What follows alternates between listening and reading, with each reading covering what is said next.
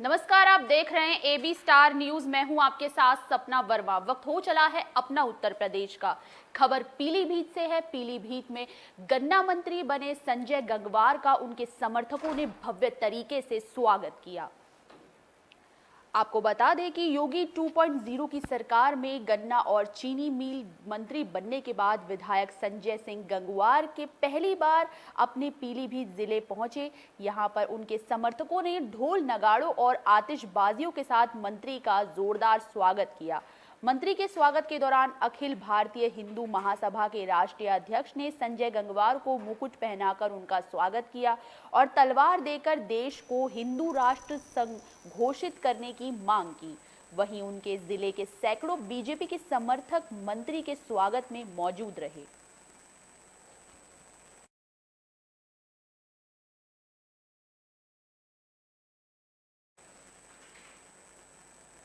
रुक कर लेते हैं अगली खबर की तरफ। कन्नौज से फूड पॉइजनिंग का मामला सामने आया। फूड पॉइजनिंग की वजह से यहां पर एक परिवार के 5 लोग बुरी तरह से बीमार पड़ गए।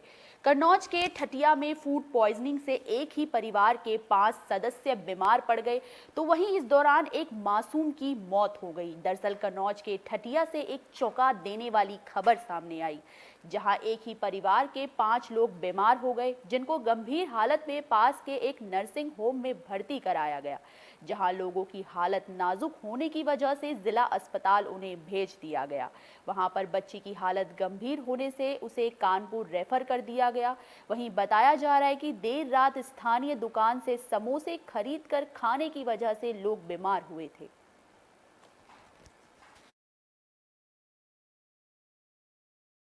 अक्यूट डायरिया के केसेस लेके आए थे और उनमें से एक बच्चा ब्रॉड डेड आया था और ये सुखवापुरवा ठटिया के पास कोई गांव है वहाँ पे। उनमें से एक तन्वी है, 3 इयर्स की फीमेल चाइल्ड है, वो थोड़ी ज़्यादा सीरियस थी तो उनको प्राइमरी मैनेजमेंट के बाद रेफ़र किया गया है। रुक कर लेते हैं फिरोजाबाद की तरफ। फिरोजाबाद में महिलाओं की सुरक्षा को लेकर पुलिस प्रशासन काफी अलर्ट नजर आ रहा है। एक बार फिर उत्तर प्रदेश में योगी सरकार बनने के बाद पुलिस एक्शन में आ गई है। प्रशासन ने छात्राओं और महिलाओं की सुरक्षा को लेकर एंटी रोमियो अभियान चलाया, तो वहीं पुलिस के एक्शन के आने के बाद महिलाओं को भी जागरूक किया गया। बता दें कि फिरोजाबाद पुलिस ने धार्मिक स्थल और स्कूल कॉलेज आदि स्थानों पर पुलिस ने महिला पुलिस के साथ महिलाओं को जागरूक किया और उनकी सुरक्षा के लिए टोल फ्री नंबर भी बताया। अगर फिरोजाबाद पुलिस अधिकारी की माने तो इस अभियान में 24 टीमों को लगाया गया है, जो सादा वर्दी में महिला पुलिस और के जवान भीड़ में रोमियो पर नजर बनाए रखेंगे और हरकत होने पर पुलिस को तुरंत इसकी सूचना देंगे।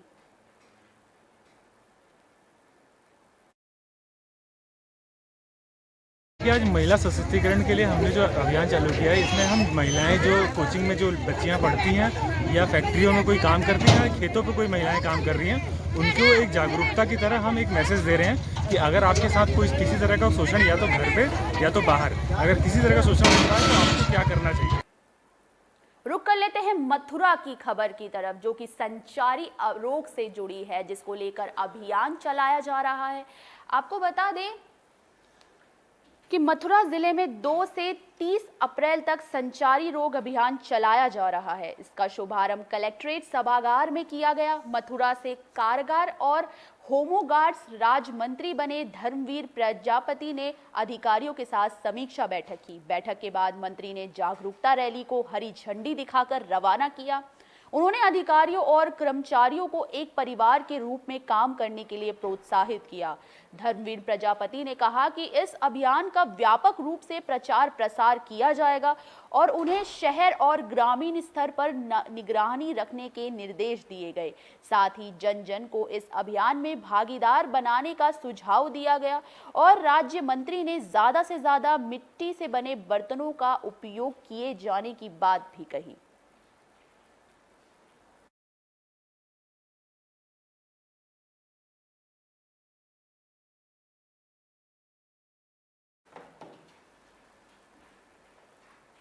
रुक रुक कर लेते हैं शाहजहां की तरफ। शाहजहांपुर से जो खबर सामने आई उसमें संचारी रोग अभियान को लेकर प्रशासन काफी मुस्तैद नजर आया है।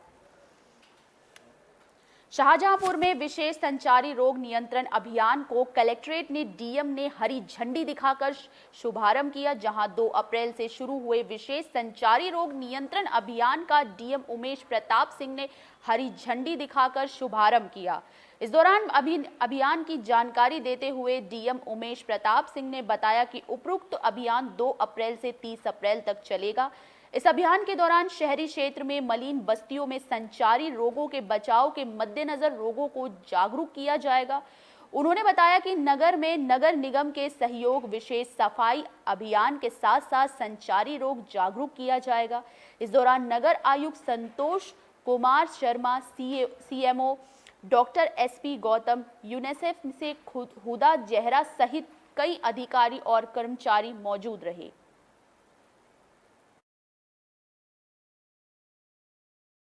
2 अप्रैल से 30 अप्रैल तक ये विशेष अभियान संचारी रोगों के खिलाफ चल रहा है, जिसमें फाइलेरिया, मलेरिया, जेई, टीबी, तरह तरह की जो बीमारियां होती हैं गंदगी से और मच्छर से और तालाब जल भराव से, उसके लिए विशेष जन जागरूकता अभियान इसमें चलाया जा रहा है। और इसी के निर्मित नगर आयुक्त साहब के विशेष सहयोग से, सीएमओ साहब और पूरी टीम के सहयोग से इसको अभियान चलाया जा रहा है।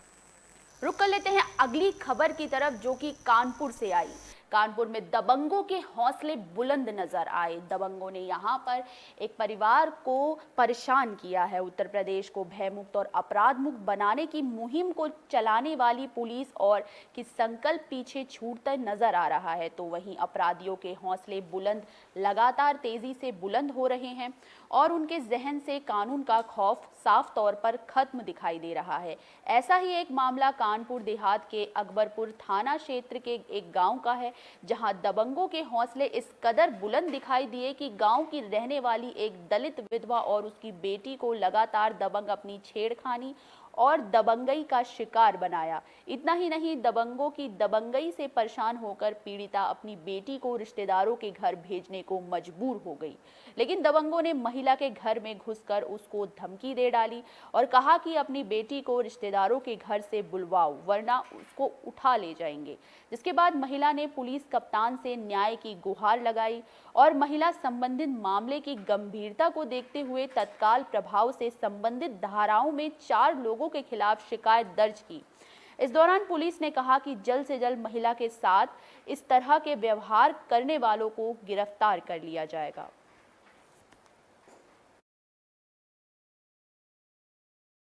चीज़ के लिए परेशान है कि कह रहा है कि वो तुमको और तुम्हारी बेटी को हम यहाँ से घर से उठवा लेंगे।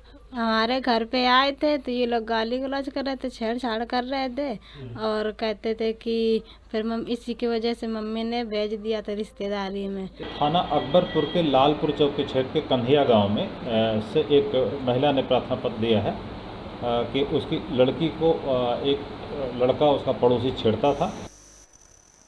मथुरा में नवरात्र की धूम देखने को मिली। यहाँ पर आपको बता दें कि श्रद्धालुओं की भीड़ मंदिरों में उमड़ती हुई नजर आई। आपको बता दें कि तीर्थ नगरी वृंदावन में भी शनिवार से चैत्र नवरात्रों की धूम शुरू हो गई है, जहां सुबह 6 बजे से ही चारों ओर माता रानी के जयकारे गूंजने लगे। आपको बता दें कि श्रद्धालु नवरात्रि के पहले दिन मां भगवती की 9 शक्तियों में से एक शैलपुत्री स्वरूप का पूर्ण विधि विधान से पूजन कर अपने व्रत की शुरुआत की और देवी मंदिरों में सुबह सवेरे से ही भक्तों की भीड़ यहां उमड़ने लगी। मथुरा दरवाजा स्थित पथुआरी देवी मंदिर सहित विभिन्न मंदिरों में भक्तों ने श्रद्धा भाव के साथ मां भगवती का जल और दूध से अभिषेक कर पूजा अर्चना की। तो वहीं राधा बाग स्थित सिद्धपीठ कात्यायनी मंदिर में भी स्थानीय समेत बाहर से आए महिला पुरुष भक्तों ने माता रानी के दर्शन और पूजन कर स्वयं धन्य हुए।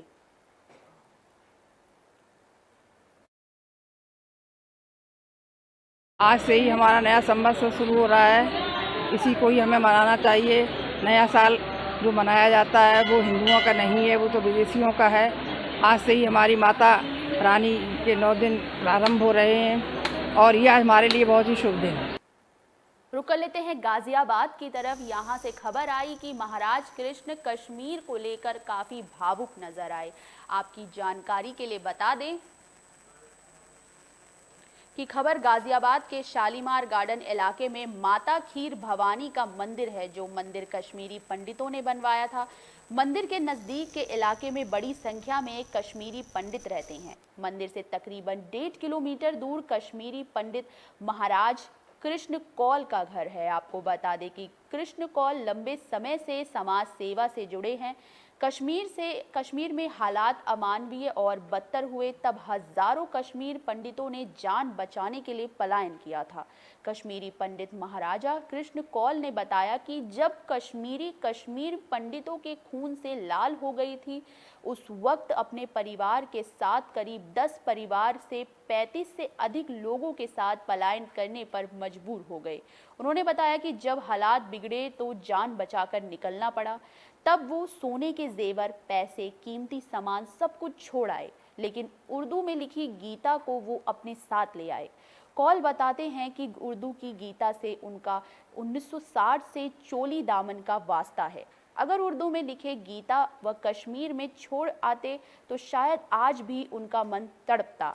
और कृष्ण कौल जब भी कश्मीर को याद करते हैं तो वो भावुक हो जाते हैं। भगवद गीता मुझे मिली है अपने मामा जी से 24 जनवरी 1966 को, जब मैं बहुत छोटा था। सबको कुछ ना कुछ बांटा, मुझे ये दे दी।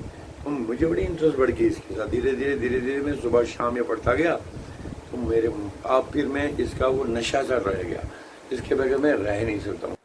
रुक कर लेते हैं बिजनौर की खबर की तरफ। यहाँ पर हर्ष फायरिंग का जो है वो पूरा मामला सामने आया। इसमें एक मासूम की मौत हो गई है। आपको बता दें कि बिजनौर के मोहल्ला 4 श्री बी में 24 में उस वक्त हड़कंप मच गया जब एक 8 साल के मासूम की हर्ष फायरिंग में गोली लगने से मौत हो गई। दरअसल पूरा मामला बिजनौर के मोहल्ला 4 श्री बी 24 का है, जहां पर एक परिवार में जन्मदिन की पार्टी चल रही थी। जन्मदिन की पार्टी में चांदपुर से अपनी नानी के यहाँ जुनैद पुत्र जुम्मन भी आया हुआ था, जो डीजे पर डांस कर रहे लोगों का डांस देख रहा था। तभी अचानक कुछ शरारती लोग हर्ष फायरिंग करने लगे, जिसमें उनके पास ही खड़े मासूम जुनैद के सर में गोली लग गई, जिससे अफरा तफरी का माहौल आ गया। आनन फानन में लोग बच्चे को लेकर जिला अस्पताल पहुंचे, जहां चिकित्सक ने बच्चे को मृत घोषित कर दिया। बच्चे की मौत की खबर सुनकर परिवार में कोहराम मच गया। वहीं मौके पर पहुंची पुलिस ने अग्रिम कार्रवाई की।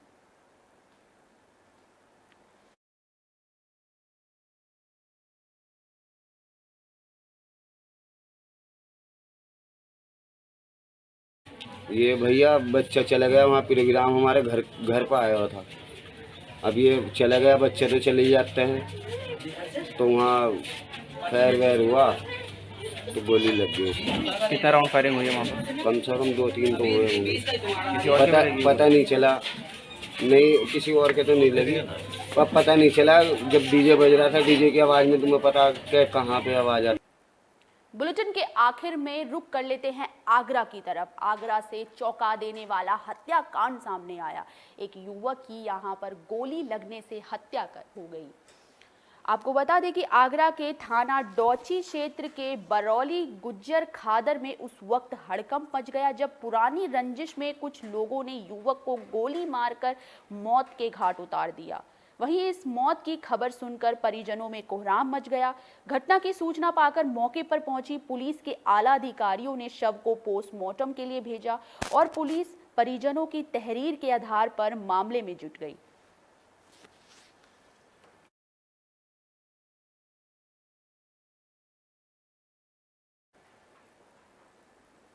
अपना उत्तर प्रदेश में आज के लिए बस इतना ही। मुझे दीजिए इजाजत। देश और दुनिया से जुड़ी तमाम खबरों के लिए देखते रहिए AB स्टार न्यूज़। नमस्कार।